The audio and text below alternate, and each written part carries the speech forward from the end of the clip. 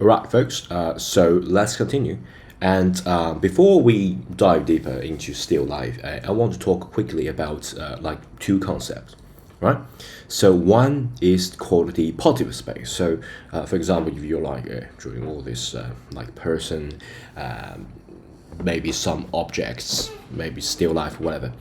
That thing that you try to draw, that's the positive space. Okay, positive space, positive space. Okay, and it's a common practice to pay attention to the positive space, but you also need to pay attention to another thing which is not there, right? Everything around this person,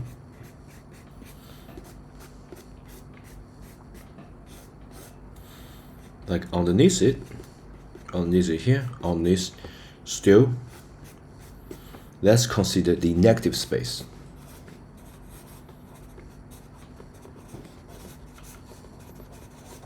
So not only just pay attention to the positive space, that's basically the thing that you're drawing right now, right?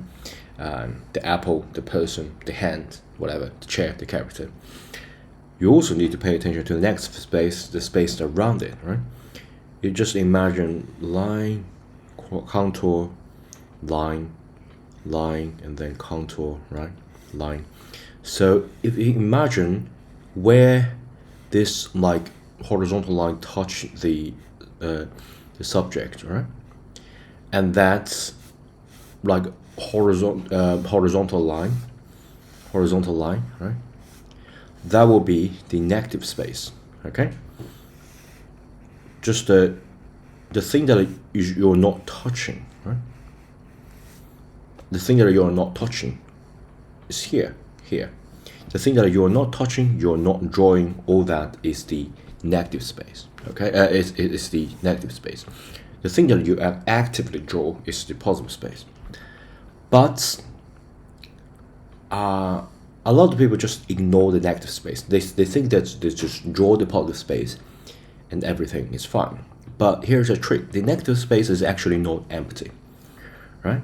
The negative space can also have value, have shape, have angles, have forms, and also have a proportion, have a negative, not negative proportion, but rather has proportions that sort of guide the viewer.